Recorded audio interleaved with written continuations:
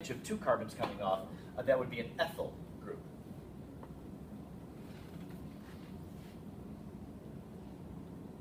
Now you see that we have different ways of writing structures too. You see that over here on the end I've got the term CH3. That's the same thing as writing C with 3 H's bonded to it. And then the second carbon has 2 H's on it because it already has 1 carbon on this side of it. And then the next carbon is like this, C with only 1 H and then 1 O bonding to an H. And then you've got this end carbon that's also got 3 on it like the other end had. This is also the way, this is probably more correct for writing the structure of the organic molecule. However, it's tedious. You see how tedious that could get? And this is very simple, it's 4 carbons. What if you get like 8 or 12 carbons? You've got to write all those H's over and over and over. Line H, line H, line H. So we'll often do this to shorten, just decrease the amount of writing that we have to do. Sometimes also, if you're having to type out something that has a chemical formula in it, you don't want to take time to like go off into Paint or some other program and branch the OH off of it. So sometimes we can write what we call a condensed formula. In this case, it would look like this. The condensed would look like this. And you can see how typing it would be way easier. CH3, CH2, CH, and then in parentheses, OH, and then CH3. A condensed formula gets everything, even the side chains, in one line. So the branches here would just be in parentheses. That would be a condensed formula. We're going to practice with that in a couple of days, the different ways that we can write formulas. You okay with that? Yeah. All right, so we're going to be coming back to talk about alkenes and alkynes at the very end of the hour. These branches off of chains are known as functional groups.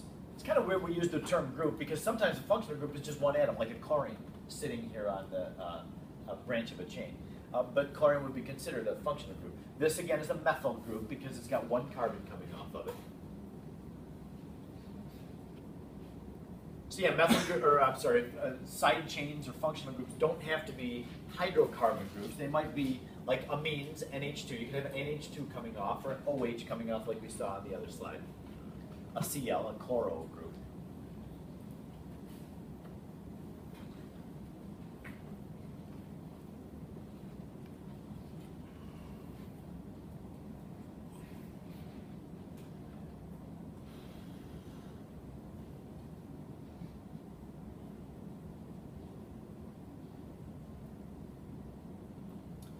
Now the next slide is going to give us a system for naming compounds. That's going to be an important one.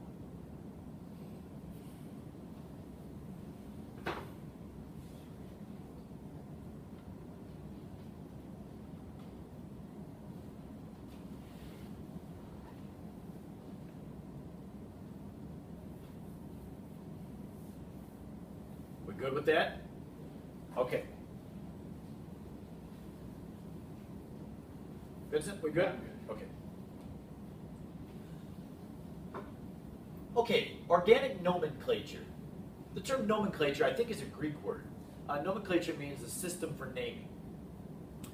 And this is going to have a completely different system for naming than any other naming that you did last year. Last year we had to learn how to name sulfate, carbonate, the polyatomic ions. We had to learn how to name acids with hydro sometimes and not hydro other times. Well, this is a nomenclature that we haven't learned at all yet until now we're starting. What you're going to do is you're going to find, in a structure, find the longest chain of carbons. Often that will be written horizontally, but watch out because it won't always be. But you're going to find the longest continuous chain of carbons. I call that the parent chain. Sometimes it's called the root. In this case, the longest chain of carbons is 1, 2, 3, 4, 5 carbons in a row. When you have 5 carbons in a row, we call that pentane. So the parent name comes at the end of the name of the compound. There it is at the end. And then before you identify the parent in the name, you're going to find out if there's any functional groups, you have to name them first. Not only do you have, okay, so we have a methyl group on here. We have to identify that it's methyl pentane. But not just that, we have to say where that methyl group is on the chain, on the parent chain. So if this is carbon number 1, it's 1, 2, 3. That methyl group is on carbon number 3. 3-methylpentane would be different from 2-methylpentane. They'd have different properties.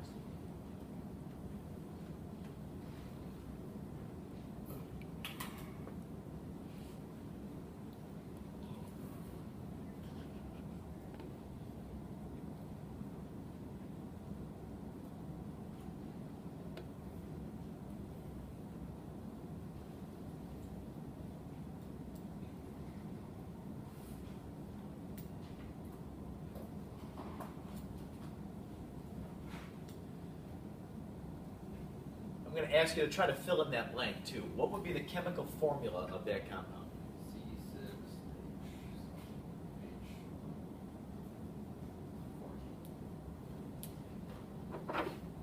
C6H14. 6 carbons. And then if you add up all the hydrogens, you get 14 hydrogens. Very good.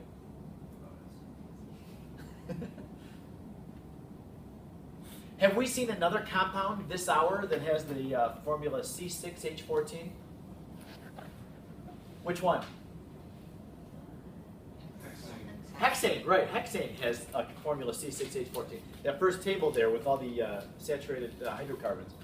Now, this thing is not hexane. It's got a different name. It's not named hexane because it's not hexane. Hexane would be just 6 carbons in a row with all the hydrogens around. So it's possible to have the same chemical formula for 2 compounds, but they would have different names. And they are different compounds. 3-methylpentane is different from hexane, but they have the same chemical formula. That's because these 2 compounds are what we call isomers of each other. Isomer. Iso means the same. So they have the same chemical formula, but there's a different arrangement of the atoms, so that gives them a different name and structural formula.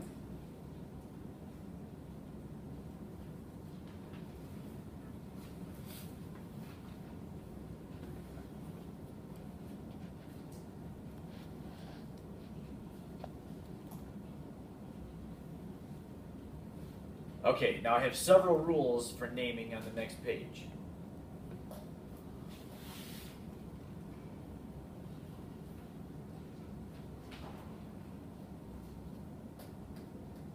We cool?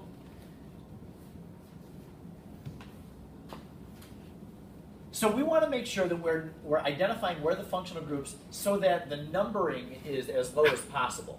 If you have a functional group closer to one end than the other, then the end carbon would be carbon number 1. If you have your functional group over here, don't make this carbon way over here number 1. Make the carbon closer to it number 1. That's what I'm saying there. So you want to minimize the numbering. And sometimes you have like a methyl group somewhere and an ethyl group somewhere else. You want to alphabetize the functional groups when you identify them in a name, if there's more than one function.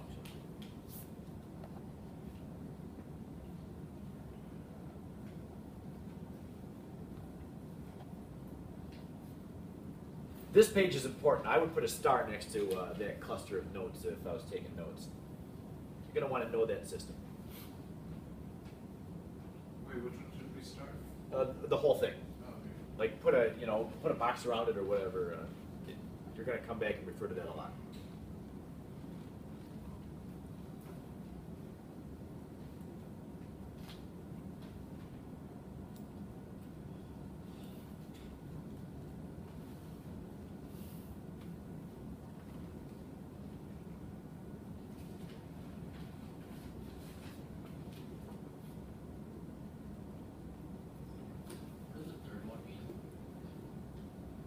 I want to show you an example of the third one. I'll show you what I mean. We're not. Our next slide is going to have some examples on it. We won't have any double or triples until after that. We'll talk about that though.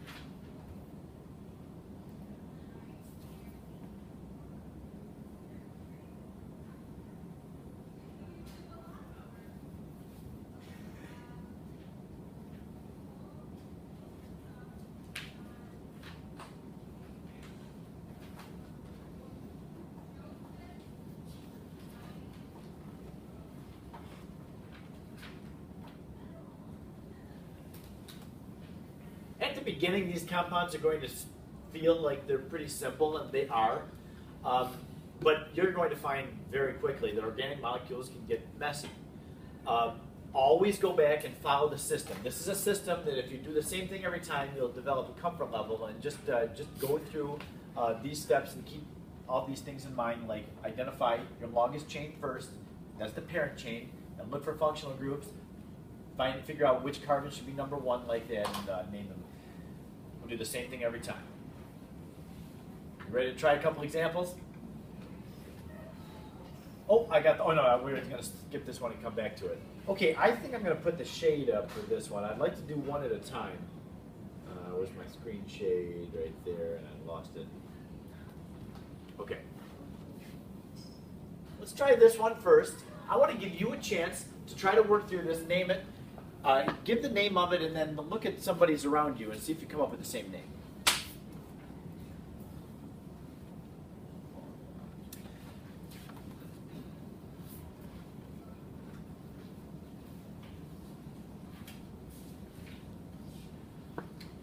This thing is branched. It's got a chlorine coming off the main chain. That chlorine is a functional group. What would we call it? Chloro. Right, it's a chloro group. It's weird because it's not a group, it's just one atom. But that's what we call it. Chloro. C-H-L-O. Yeah, O-R-O. Oh. Yeah.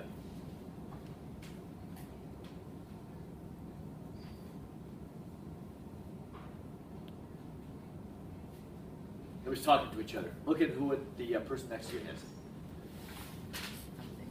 Oh, you're still in here? Yeah.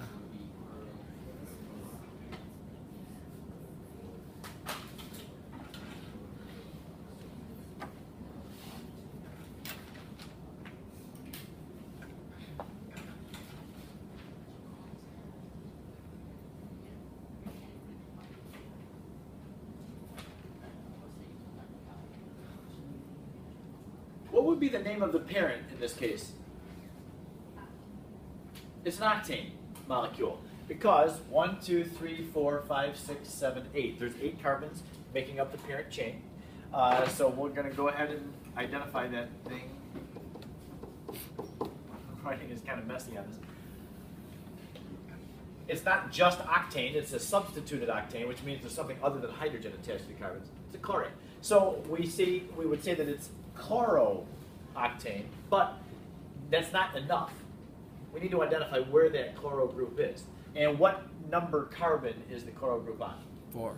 It's on the 4th one, yeah. If we start numbering over here, 1, 2, 3, 4, that would be on the 4th carbon. So we would call that 4-chlorooctane. Now, I did this backwards. These should be the same word. This should be one word. And it's funny because the 2 O's right next to each other. It would be 4-chlorooctane, all one word.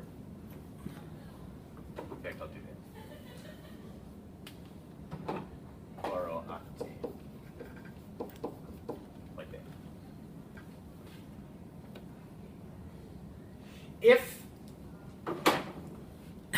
Is everybody okay with that, 4-chlorooctane? If the chlorine were on this carbon, in fact, let's take a look at that. If the chlorine were, don't write this down. Oh, not H. So that would be CH2, and that would be gone. If this were the example I gave you, what would the name of that compound be? Same. Oh, you guys are good. I thought I'd catch you. I thought you'd say 5-chlorooctane. Why the same? Yeah. Isn't this just the original molecule turned around? Same thing. We didn't really change anything about it. So yeah, that's still 4-chlorooctane. Good call. All right. Now the next one, I'm going to warn you,